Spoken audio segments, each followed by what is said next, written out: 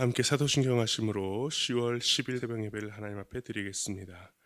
전능하사 천지를 만드신 하나님 아버지를 내가 믿사오며 그 외아들 우리 주 예수 그리스도를 믿사오니 이는 성령으로 잉태하사 동정녀 마리아에게 나시고 본디오 빌라도에게 고난을 받으사 십자가에 못 박혀 죽으시고 장사한 지 사흘 만에 죽은 자 가운데서 다시 살아나시며 하늘에 오르사 전능하신 하나님 우편에 앉아 계시다가 저리로서 산 자와 죽은 자를 심판하러 오시리라.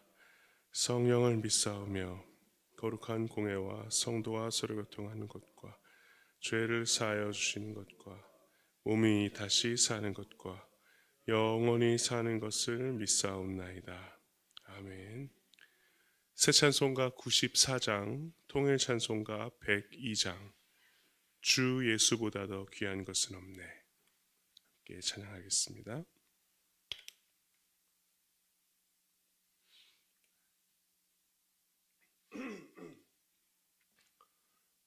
새 찬송가 94장, 통일 찬송가 102장입니다.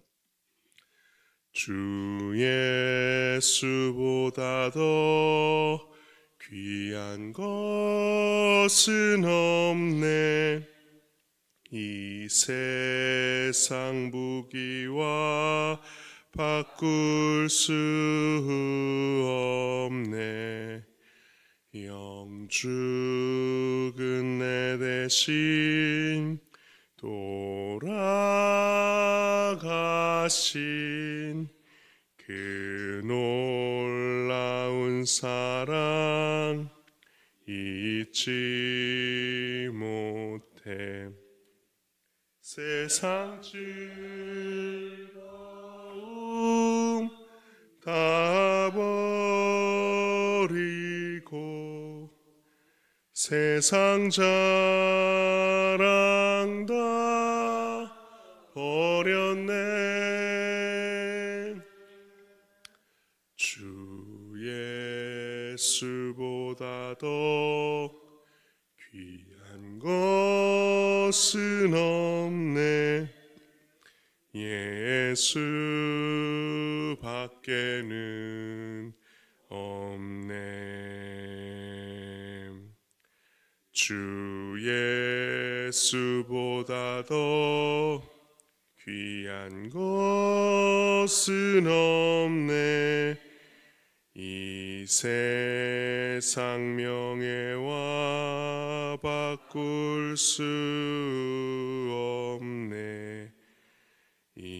이전에 즐기던 세상 일도 주 사랑하는 마음 뺏지 못해.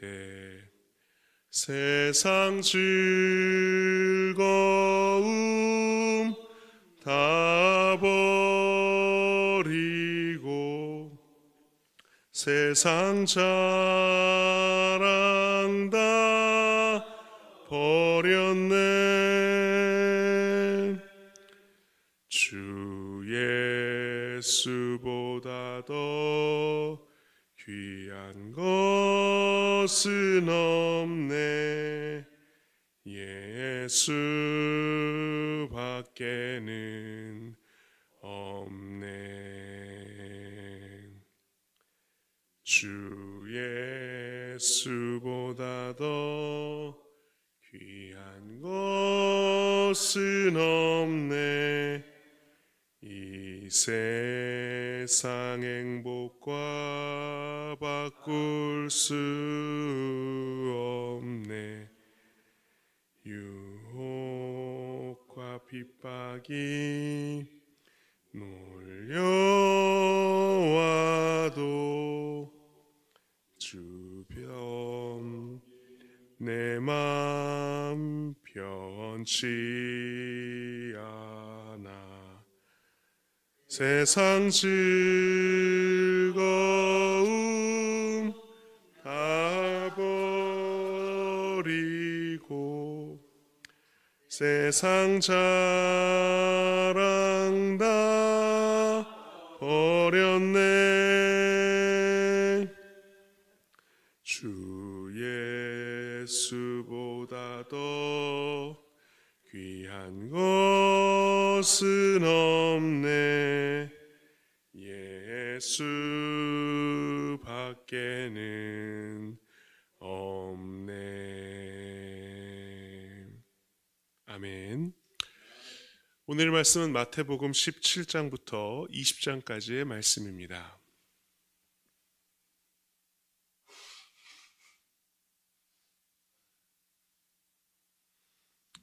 마태복음 17장 14절부터 20절까지 먼저 한 절씩 교독하겠습니다. 마태복음 17장 14절부터 20절까지 제가 먼저 짝수를 읽겠습니다. 그들이 무리에게 이르매 한 사람이 예수께 와서 꿇어 엎드려 이르되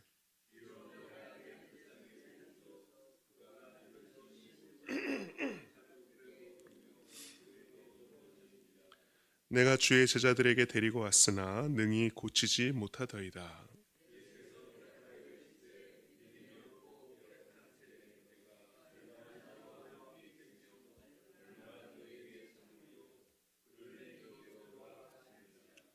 이에 예수께서 꾸짖으시니 귀신이 나가고 아이가 그때부터 나으니라.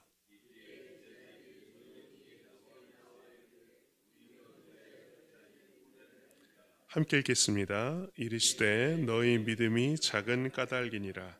진실로 너희에게 이르노니 만일 너희에게 믿음이 겨자씨 한 알만큼만 있어도 이 산을 명하여 여기서 저기로 옮겨지라 하면 옮겨질 것이요 또 너희가 못할 것이 없으리라. 아멘. 아멘.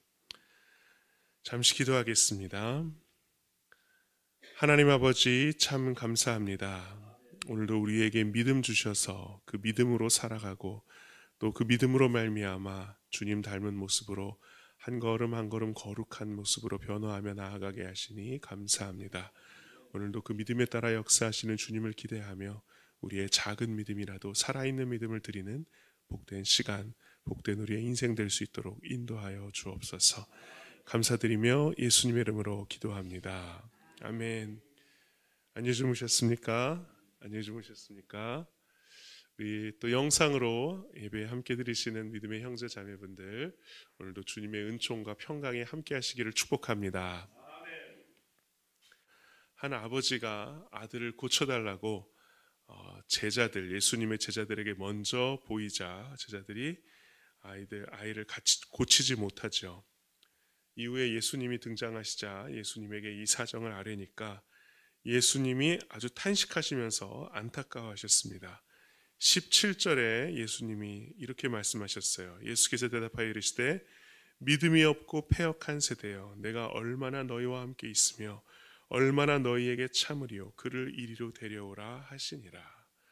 그러니까 제자들이 이 아이를 고치지 못하니까 예수님이 이 믿음이 없고 패역한 세대여 라고 하면서 매우 안타까워하시고 탄식하셨습니다.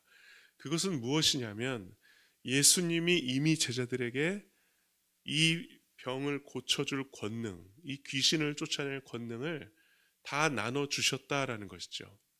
문제는 그 권능을 활용하지 못하는 데 있었습니다. 권능이 있는 삶, 그것이 바로 믿음 생활의 묘미이죠. 주님께서 주시는 능력으로 말미암아 우리에게 찾아오는 사탄과 악의 권세를 무찌르고 제압하는 능력, 병을 고치는 능력, 하나님의 역사에 동참하는 능력을 우리에게 주셨는데 이것을 잘 활용하지 못하는 그러한 우리의 책임이 있는 것입니다. 그런데 예수님께서 그러한 제자들에게 무엇이 없는 세대라 말씀하셨냐면 믿음이 없고 패역한 세대요. 믿음 없음을 지적하셨다라는 것입니다. 그러니까 믿음이 있을 때 우리가 능력을 발휘하며 살아갈 수 있는 것이죠. 그러면서 예수님이 뭐라고 얘기하시냐면 20절 말씀을 같이 읽겠습니다. 20절 같이 읽겠습니다. 이르시되 너희 믿음이 작은 까닭이니라. 진실로 너희에게 이르노니 만일 너희에게 믿음이 겨자씨 한 알만큼만 있어도 이 산을 명하여 여기서 저기로 옮겨지라 하면 옮겨질 것이요 또 너희가 못할 것이 없으리라. 아멘. 믿음이 작은 까닭이다라고 하시면서 겨자씨 한 알의 믿음만 있어도 이 산을 명하여 저기로 옮겨지라 하면 옮겨질 것이다 라고 말씀하셨습니다. 어제 우리가 겨자씨 한 알의 의미에 대해서 나눴는데 겨자씨 하나를 가지고 예수님이 무엇을 비유하셨죠? 천국을 비유하셨습니다. 천국은 겨자씨 하나를 땅에 심는 것과 같다. 이 겨자씨는 아무리 작게 보이더라도 그 안에 이 씨의 본질, 생명만 있으면 큰 나무로 자라서 퍼뜨리게 된다라고 말씀드렸죠. 그래서 이 겨자씨는 바로 살아있는 생명력을 뜻하는 것입니다. 즉 우리의 믿음도 아무리 겨자씨처럼 작아도 살아있는 믿음, 실제하는 믿음이라면 산을 옮기는 일도 불가능하지 않다라는 것을 예수님이 말씀해 주시는 것입니다. 늘 살아있는 믿음으로 주님께 드리고 그 믿음으로 능력을 발휘하시는 우리 모두가 되기를 소망합니다. 마태복음 18장 6절부터 10절까지 함께 읽겠습니다. 마태복음 18장 6절부터 10절. 먼저 제가 짝수를 읽겠습니다. 누구든지 나를 믿는 이 작은 자 중 하나를 실족하게 하면 차라리 연자맷돌이 그 목에 달려서 깊은 바다에 빠뜨려지는 것이 나으니라.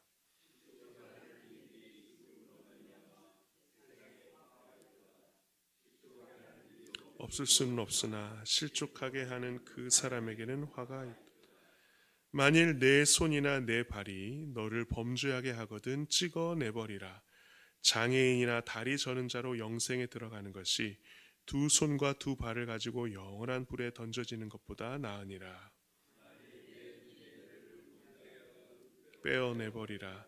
한 눈으로 영생에 들어가는 것이 두 눈을 가지고 지옥불에 던져지는 것보다 나은. 함께 읽겠습니다. 삼가 이 작은 자 중에 하나도 없인 여기지 말라. 너희에게 말하노니 그들의 천사들이 하늘에서 하늘에 계신 내 아버지의 얼굴을 항상 배움느니라. 아멘. 이 말씀을 오늘날 우리에게 어떻게 적용할 수 있을까? 눈을 빼버리고 팔을 찍어버리라. 이 말씀을 어떻게 적용할 수 있을까요? 죄를 지을 또 누군가를 죄를 짓게 할 가능성을 아예 차단시켜버리라 라고 우리는 이해할 수 있을 것입니다. 제가 그전 교회에 있을 때 배운 것이었는데요. 그전 교회에서는 남자 사역자도 많고 여자 사역자도 많습니다. 그러다 보니까 이제 뜻하지 않게 주의해야 되는 점들이 많아요. 예를 들어서 남자 목사님, 부목사님과 여자 전도사님이 같이 신방을 갔다가 돌아오게 되는 경우, 이런 경우들이 있습니다. 그러면 본의 아니게 공교롭게 차를 이제 남녀가 같이 타게 되는 경우가 생겨요. 그때는 반드시 이성을 이제 뒷좌석에 태우라라는 지침이 있습니다. 앞좌석에 결코 태우지 말라는 거죠. 이런 것뿐만이 아닙니다. 이제 남자 사역자가 여자 성도님을 신방할 때가 있습니다. 이렇게 상담을 해야 될 때가 있어요. 그때는 원칙이 있습니다. 가능한 한 여자 사역자를 대동해서 또는 남자 사역자를 대동해서 3명이 만나라라는 게 원칙입니다. 이것은 빌 하이벨슨 목사님도 그렇게 하셨다고 하는데 꼭 이성과 함께 대화 나눌 때는 3명 이상이 함께 모여라. 만일 그게 어려운 상황이다, 불가피한 상황이라 라고 한다면 이성을 만나서 상담할 때는 오픈된 장소, 개방된 장소, 누가 보여도 볼 수 있는 장소에서 상담하라. 이런 원칙들이 있습니다. 이것이 그 목회자와 또 다른 이성들을, 배우자들을, 또 다른 성도님들을 보호할 수 있는 안전장치죠. 나중에 오해할 거 없습니다, 이렇게 말할, 변명할 필요도 없습니다. 아예 행위 자체가 의심받지 않을 수 있도록 그런 일을 만들지 않는 그러한 어떤 상황들, 그 장치를 마련하는 것이죠. 그래서 제가 아는 목사님은 담임 목회자가 되자마자 제일 먼저 하신 게 뭐냐면 목양실에 CCTV를 설치하는 것이었어요. 본인 혼자 있는데도 CCTV를 설치하시는 것이었습니다. 저도 나중에 그렇게 될 수 있으면 좋겠는데요. 왜냐하면 우리 자신을 우리 스스로 못 믿죠. 내가 나 자신을 못 믿죠. 또 혼자 있는 공간에 있으면 혼자 뭐 딴짓할 수도 있잖아요. 그죠? 얼마든지 그럴 수 있습니다. 그런데 딱 한 가지만 첨가가 되면 나를 지킬 수 있어요. 그게 뭐냐? 제3자의 시선입니다. 내가 죄를 짓고 싶어도 누군가 옆에 한 사람이 그걸 바라만 보고 있다 하더라도 우리는 그런 죄를 저지르지 않을 수 있어요. 그래서 다른 누군가의 시선의 힘을 빌리는 것을 통해서라도 스스로를 죄로부터 지키는 것, 또한 나뿐만 아니라 누군가 죄를 짓도록 걸려 넘어지게 하는 것, 이것도 굉장히 악한 것이다라고 얘기하고 있습니다. 오늘 실족이라는 표현이 나왔는데, 실족이라는 표현은 새 번역에서는 걸려 넘어지게 하는 일이라고 되어 있고, 이것에 대한 관주 밑에 해설을 보면 죄짓게 하다라고 되어 있습니다.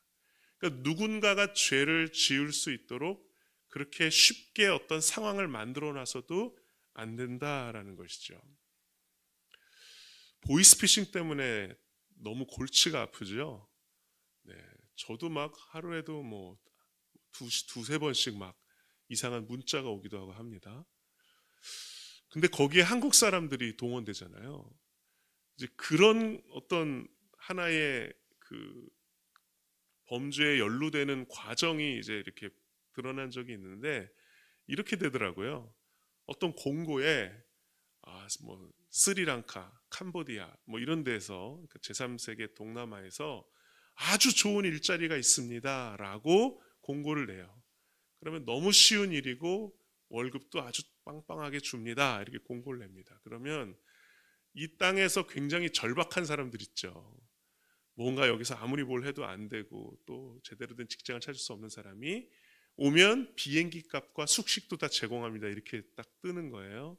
그러면 자기가 마련을 해서 비행기를 타고 그 나라에 내립니다. 그러면 내리면 기다리고 있어요. 그리고 그대로 납치해 갑니다. 그리고 납치해 가서 어디로 데려가냐면 보이스피싱 하는 범죄 조직에 노예처럼 거기서 일을 시킨다고 해요. 그래서 실종된 한국인들이 굉장히 많다고 합니다. 그러니까 왜 한국인들이 이런 일을 해? 우리가 이렇게 생각을 하는데 그 어떤 미혹되는 것에 조그만 것에 확 넘어가게 되는 거예요.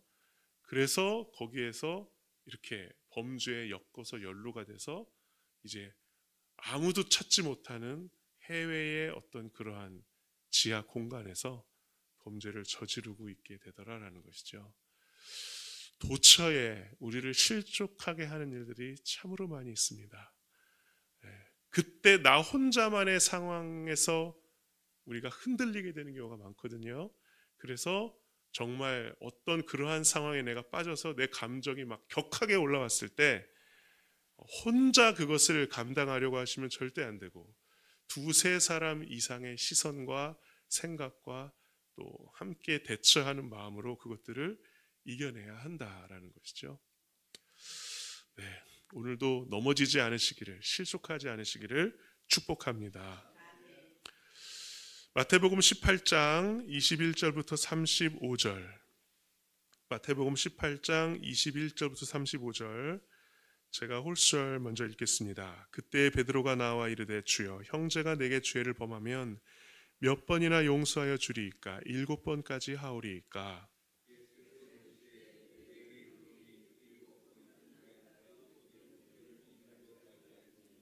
그러므로 천국은 그 종들과 결산하려 하던 어떤 임금과 같으니 갚을 것이 없는지라 주인이 명하여 그 몸과 아내와 자식들과 모든 소유를 다 팔아 갚게 하라 하니,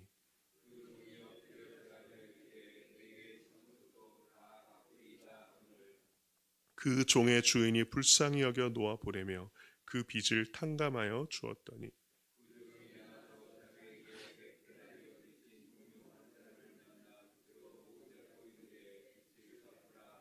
그 동료가 엎드려 간구하여 이르되 나에게 참아 주소서 갚으리이다 하되,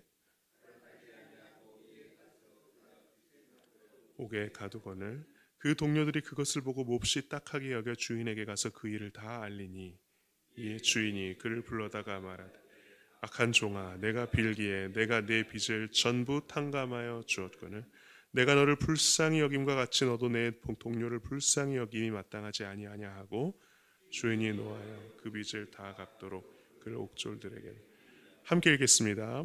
너희가 각각 마음으로부터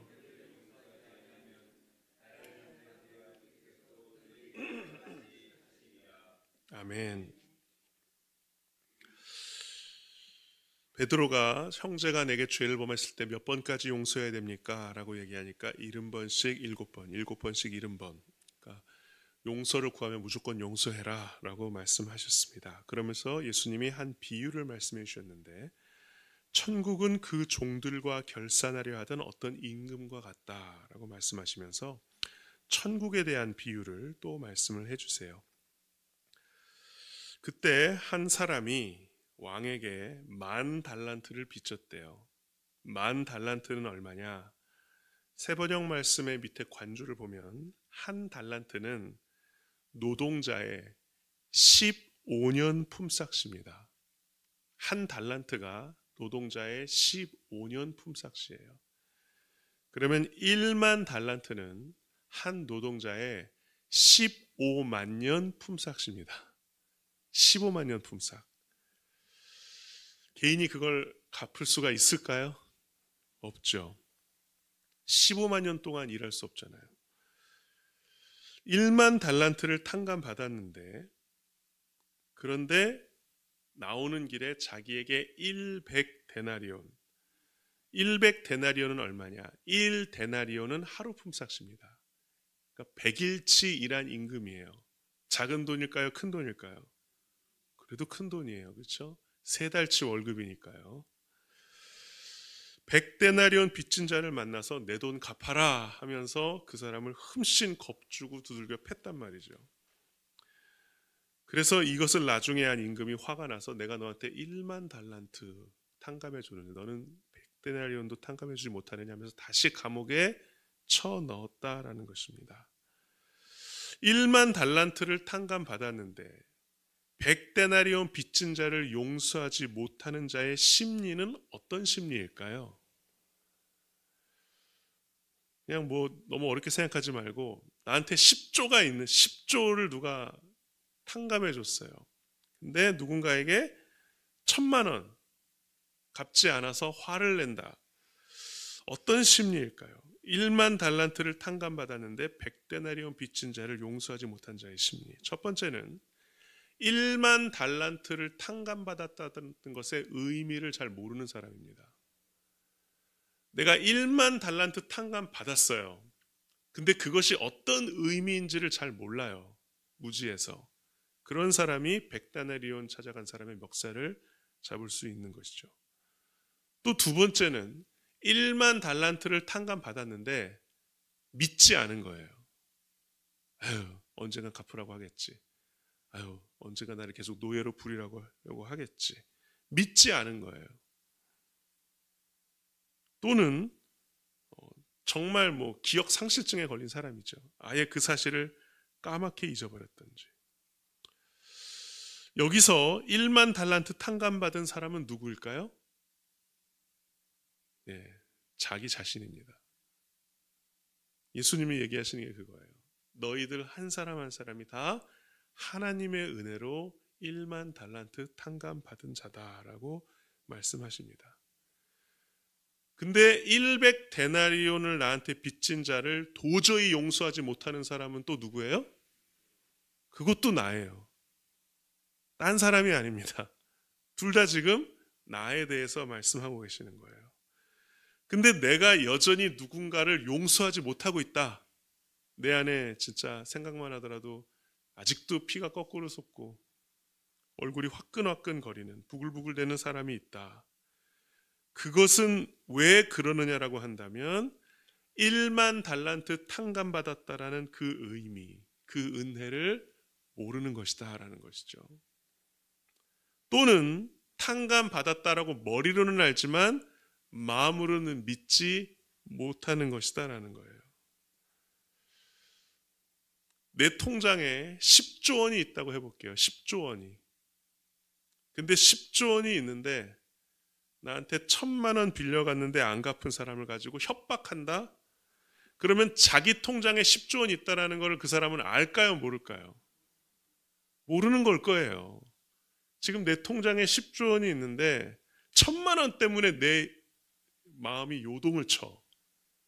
그러면 내가 10조 원이 있는지 모르거나 아니면 10조 원의 가치를 모르는 거겠죠. 그래서 우리가 누군가를 교회에서는 끊임없이 용서해야 한다라고 할 때 주님 용서하게 해주세요. 용서가 안 돼요. 그러면 어떻게 해야 될까? 주님 은혜를 알게 해주십시오 라고 먼저 기도해야 됩니다. 1만 달란트 탕감받은 것에 대한 그 가치, 그 의미가 내 안에 들어와야 그것으로부터 내가 누군가를 용서할 수 있는 것이 되는 것이지, 그 사람과 나의 어떤 용서, 원수, 이 관계에 자꾸 빠져들면 사실 용서할 수가 없어요. 너무 괘씸하죠. 그래서 용서할 수 없다면 먼저 은혜를 구해야 할 줄로 믿습니다. 나에게 베풀어 주신 1만 달란트, 한 사람이 15만 년 일해야 하는 그 가치의 그 은혜의 바다에 주님 나를 풍덩 빠뜨려 주셔서 나를 충분히 적셔 주시고 그 은혜의 나에게 가치로 인하여 누군가 나에게 빚지거나 잘못한 사람을 그 은혜로 말미암아 너그러이 용서할 수 있는 마음을 달라고 기도하시는 우리 모두가 되기를 소망합니다. 용서할 수 있는 마음은 결코 내가 용서할 수 있다는 각오와 의지에서 나오는 것이 아니라 은혜 받은 것, 내가 하나님으로부터 1만 달란트 탕감받은 은혜로부터 나오는 것임을 잊지 않으시기를 소망합니다. 마지막으로 마태복음 20장 1절부터 16절입니다. 마태복음 20장 1절부터 16절, 이 또한 천국에 대한 말씀인데요. 한 절씩 교독하겠습니다. 제가 먼저 읽겠습니다. 천국은 마치 품꾼을 얻어 포도원에 들여보내려고 이른 아침에 나간 집주인과 같으니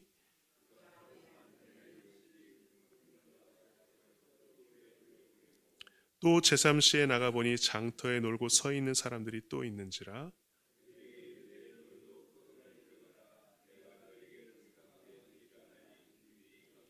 제6시와 제9시에 또 나가 그와 같이 하고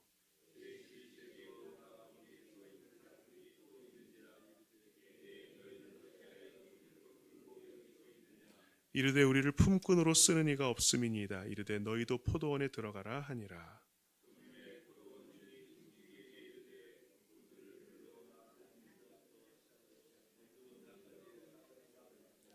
제11시에 온 자들이 와서 한 데나리온씩을 받거늘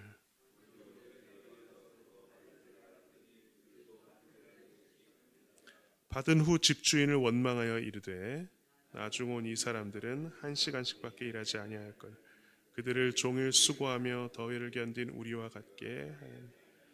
주인이 그 중에 한 사람에게 대답하여 이르되 친구여 내가 네게 잘못한 것이 없노라. 내가 나와 한 데나리온의 약속을 하지 아니하였느냐. 내 것이나 가지고 가라. 나중 온 이 사람에게 너와 같이 주는 것이 내 뜻이니 내 것을 가지고 내 뜻대로 할 것이 아니냐. 내가 선함으로 내가 악하게 보느냐.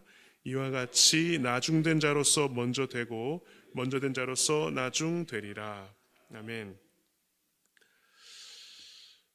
천국에 대한 비유를 말씀하시는데 이 유대는 우리나라와 시간 개념이 달라서 0시가 오전 6시입니다. 그러니까 이 주인이 아침 일찍 나가서 0시에 새벽 6시에 사람들을 1차로 들여보냈어요.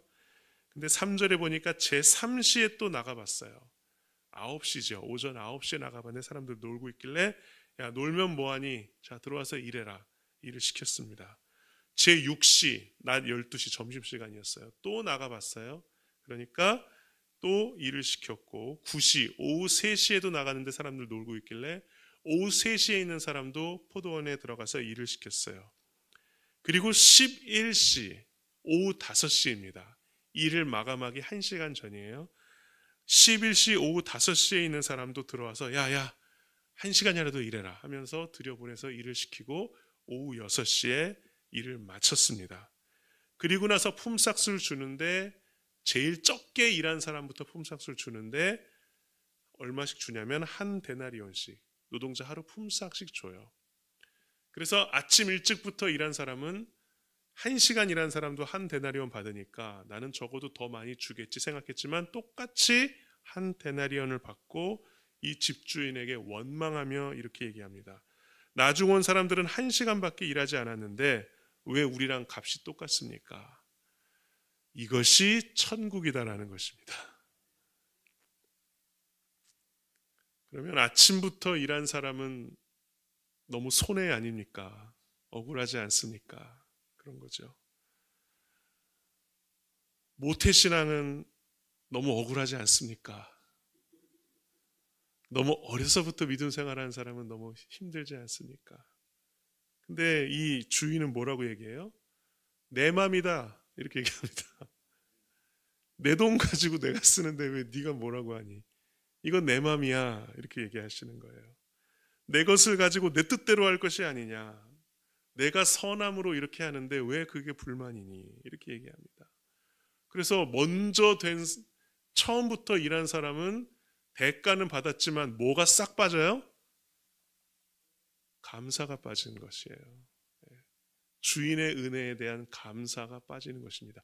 그것을 먼저 믿은 사람들이 늘 주의해야 합니다. 나중에 온 사람은 아이고 감사합니다. 우리 주인 최고 하는데 먼저 믿은 사람들이 왜 우리는 이것밖에 안 줘요? 왜 똑같이 줘요? 그래서 믿는 사람들 입장에서 나중에 믿는 사람들과 함께 자꾸 견주려고 할 때 이것을 우리가 잘 끊어내야 합니다. 그래서 믿는 자들이 제일 버려야 되는 마음의 감정이 뭐냐면 우월감이에요. 우월감. 내가 누구보다 낫다라고 여기는 마음. 이것을 우리가 잘 정리하고 끊어내야 됩니다. 오늘 말씀에서 결국 주님께서 말씀하시는 것은 천국은 하나님과 나와의 1:1 관계라는 거예요. 누구보다 더 밑으로 이런 게 아니라 하나님과 나와의 1:1 관계라는 거예요. 계약은 각 종들이 일하던 일꾼들이 하나님과 주인과 1:1로 했어요. 거기에 맞게 정산이 이루어지는 것이지 쟤보다 내가 더 많아야 돼요. 나는 저 사람은 나보다 더 적어야 돼요. 이런 마음은 사실 하나님의 마음이 아니다라는 것입니다. 하나님 만나지 못했으면 나 역시 포도원이 아니라 길가에서 노닥거릴 수밖에 없었던 인생이었노라. 길가에서 놀던 사람도 마음 편하게 놀았겠어요? 일거리가 없어서 불안함 가운데 있었겠죠. 그 은혜에 감사할 수 있는 우리가 되기를 간절히 소망합니다. 아멘. 함께 기도하겠습니다. 혹여나 우리의 마음 가운데 누군가를 용서해야 하는 사람이 있습니까? 그렇지만 그 용서에 대한 부담과 용서하기 싫은 마음에 그 용서해야 할 대상을 그대로 묵혀두고 있지는 않습니까? 그것은 나중에 우리를 오염시킬 것입니다. 우리의 영혼을 더럽힐 것입니다. 냄새가 날 정도로 부패할 것입니다. 주님, 그러기 전에 우리가 용서해야 하겠습니다. 그러기 위해서는 우리가 하나님의 놀라운 크신 은혜 가운데 있어야 하겠습니다. 1만 달란트 탕감받은 그 은혜, 그 가치를 우리가 잊지 않게 하여 주옵소서. 우리 함께 기도하겠습니다. 하나님 아버지 감사합니다. 늘 주님의 크신 놀라운 은혜 가운데 살기를 소망합니다. 아버지, 우리가 1만 달란트 탕감받았다라는 것, 그 가치와 그 의미를 모를 때에 우리가 누군가에 대한 원수를 갚으려 하는 우리의 마음을 깨닫습니다. 내가 하나님의 그 놀라운 은혜 받은 자라는 것을 아버지, 내가 머리끝부터 발끝까지 뼈저리게 뼛속까지 느낀다면 나에게 작은 것 빚진 그 한 사람에게 우리가 어찌하여 그것을 사랑으로 또 용서하지 못할 수 있겠습니까? 아버지 하나님, 크신 은혜 가운데 살 수 있도록 인도하여 주옵소서. 죄악 가운데 넘어지지 않도록 주님의 시선, 또 형제 자매들의 시선으로 말미암아 우리의 인생을 지킬 수 있도록 인도하여 주시옵소서. 또한 하나님 아버지, 우리가 하나님 안에서 그 하나님의 놀라운 은총 안에서 우리를 구원해 주시고 인도해 주시고 천국으로 인도해 주신 그 하나님의 은혜에 감사하며 나도 모르는 사이에 영적인 우월감과 교만함을 갖지 않도록 우리의 마음과 믿음과 삶을 지켜 주시옵소서. 하나님 감사합니다. 무엇보다도 그 어느 것보다도 나를 구원해 주신 그 놀라우신 하나님의 넓은 은혜의 바다 아래 우리를 풍덩 빠뜨려 주시옵소서. 아무리 흘려보내고 아무리 용서해도 그럼에도 더 부족하다 여길 만큼의 더 크신 하나님의 은혜를 우리가 알고 느끼고 체감하고 그 은혜 가운데 살아갈 수 있는 우리를 될 수 있도록 인도하여 주옵소서. 여전히 100데나리온 빚진 자를 용서하지 못한다면 1만 달란트 탕감받았다는 것에 그 의미를 모르는 것일 것입니다. 1만 달란트의 가치를 모르는 것일 것입니다. 주님, 우리가 무죄하지 않도록 지혜롭게 하시사 그 놀라우신 은혜가 얼마나 크신 것인지 그것을 깨닫게 하시고 체험하게 하시고 그 은혜 가운데 살아갈 수 있도록 인도하여 주옵소서.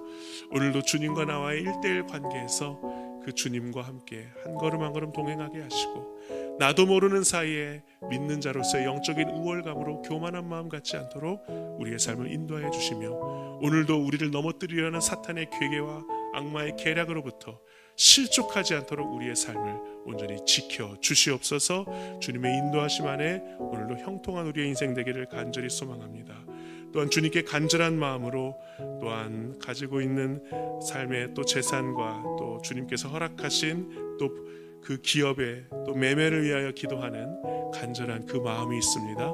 주여 그 기도를 들으시사 주님의 때 가장 아름다운 때에 가장 좋은 흡족한 가격으로 모든 것들이 형통하게 잘 매매될 수 있도록 주여 이루어 주시고 기름 부어 주시고 역사하여 주시옵소서.